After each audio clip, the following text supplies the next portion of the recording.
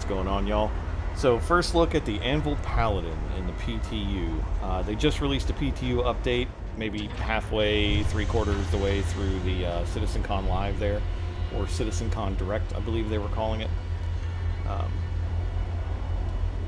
I like a lot of the things they had to say at CitizenCon, but you know, I'm not going to sit here and review CitizenCon. It was a little lackluster in my own opinion. I believe, you know, they should have touched on base building and a couple of the larger ships that a lot of people are waiting on, such as the Ironclad, the Perseus, things like that. But, you know, keep us in suspense, I guess. But anyways, let's take a look at this Paladin. So the top turret is quad size 5s, and it rides on that track and goes underneath, much like the Scorpius co-pilot cannon does, or the co-pilot turret, I should say. But let's just jump straight in. Let's go ahead and get in this thing and check it out.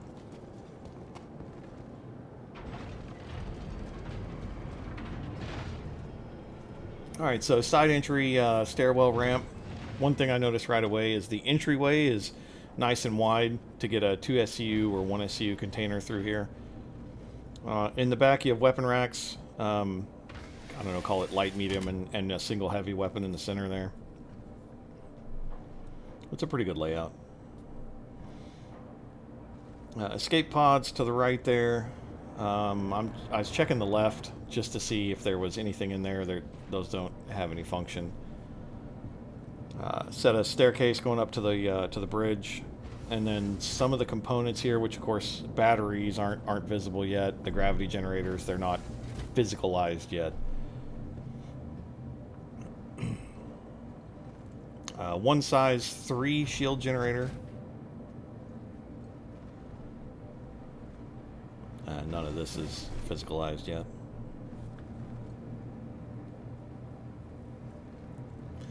And then the floor I was standing on there is the SCU connection grid, or the snap grid for cargo containers.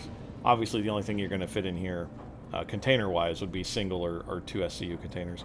That ladder's a secondary route up to the bridge, and then the 2 chairs in here are your gunner positions for the side remote turrets. Now, they say this is a crew of 2 to 4. If you have all 4, obviously these seats become gunner positions.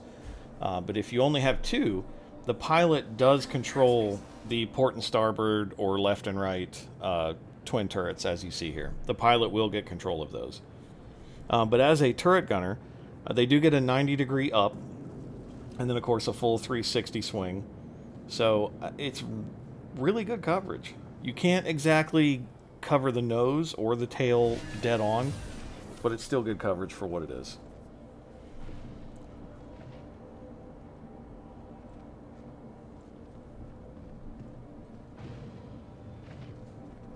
Engineering terminal, fuse panel. Go ahead and head upstairs. Take a look around before we go on the bridge. Bathroom. And one thing I noticed right off the bat is that the mirror does function. It doesn't reflect your helmet, but it is reflecting gear. Although it did reflect the helmet when I went into external view there, it looked like. There's a lounge area. And then the crew quarters on both port and starboard. I was looking for the storage boxes, but they're on the wall. Now they are, what is it, 450K? So 900 between the 2, and then there's another another crew quarter on the opposite side. So 1800K SCU capacity.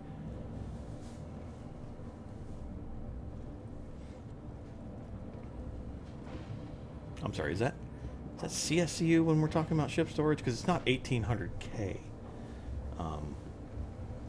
Either way, it's 1800. What is it? Micro, I believe it's called. You guys can correct me in the comments. And then in the back here, looks like engineering space. This is where the rest of the components are. Triple power plants, which is pretty impressive for a ship this size, in my opinion. Engineering terminals still don't work yet.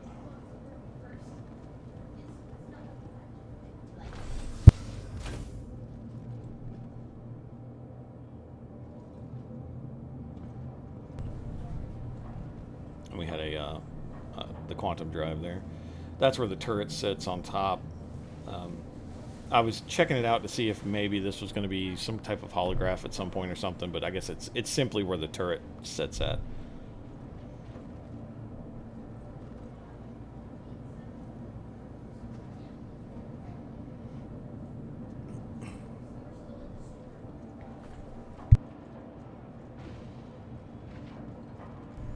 Alright, so there's the top of that ladder, and then going down into the cockpit. Pilot, co-pilot, another fuse panel. A couple of open spaces there, the computer storage. Again, none of this is physicalized yet. And we'll go ahead and hop in the pilot seat and take a look.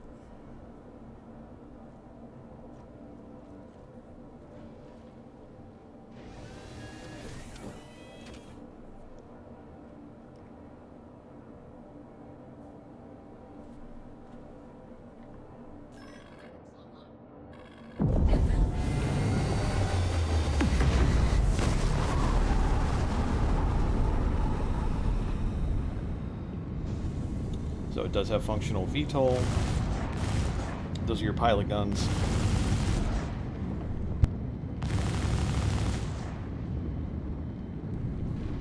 And you can see I hit the button to bring the ramp in there, the open all, close all button.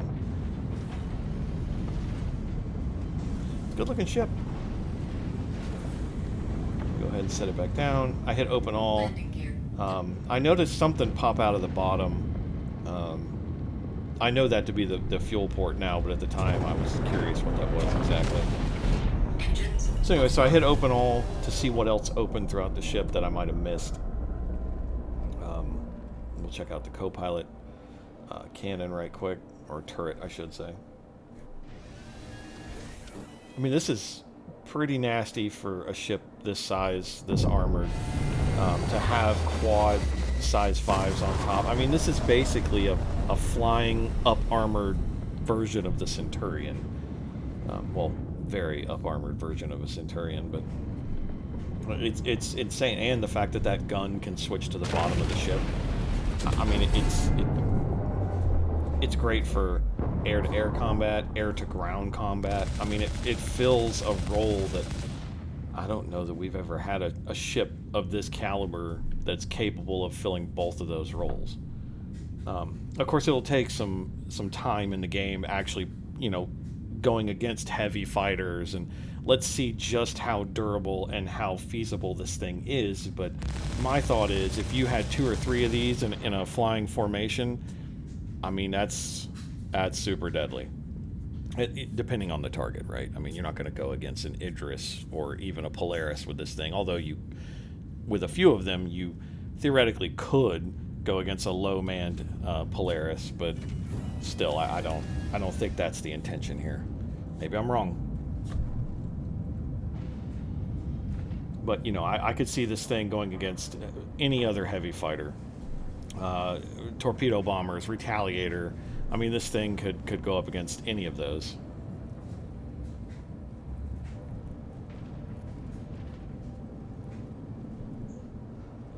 Well, now that I've said that, I think about it. A fully crewed Retaliator, it might provide you some problems. But anyways, taking another quick look through after opening everything. I think I hit most everything on the first walkthrough.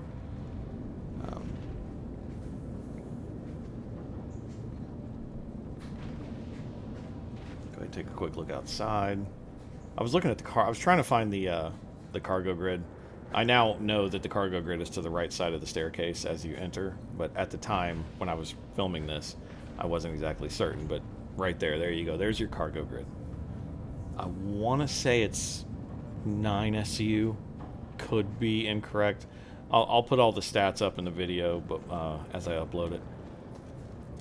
And then that is, in fact, the fuel port connection, which, you know, I'm kind of excited about the fact that all these new ships are coming with these openable fuel ports, because at some point that means we're going to be dragging fuel hoses out. Or a fuel cart, or however SIG designs it up to be. I think those elements are kind of nifty to the sim environment.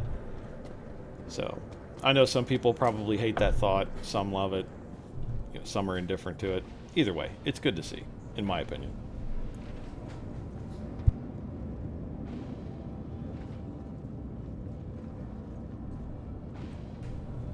All right, we'll go ahead, hop back in the pilot seat, lift off the ground a little bit, and we'll take a look at what this turret looks like when it's in the lower position.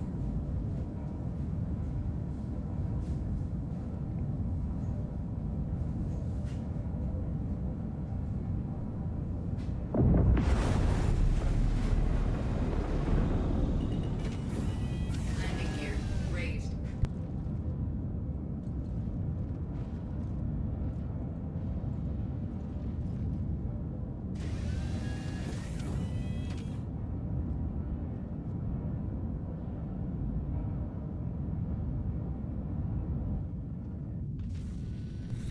All right, so you tap S to bring it to the lower position, just like you would in the Scorpius. And I mean, this is so versatile. I mean, the fact that it's 4 size 5s, like I said, a flying, very up armored Centurion. It's, in my opinion, this is a very nice addition to the combat side of the house. But that is the Paladin. I hope you guys enjoyed the video. If you did, please leave the video a like. Subscribe if you haven't, if you like my content. Really appreciate it. All that stuff really helps out a small startup channel like mine. But I hope you guys have a good one.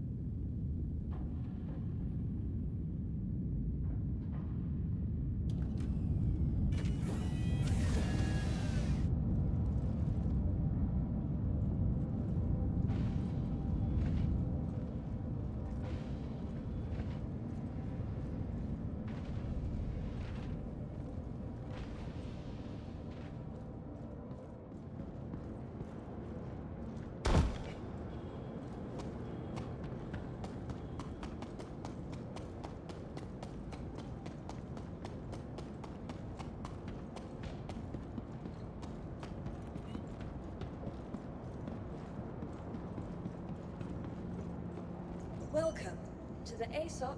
Your vehicle has been moved to our storage. Please visit us again. Goodbye. Welcome to the ASOP. Please visit us again. Goodbye.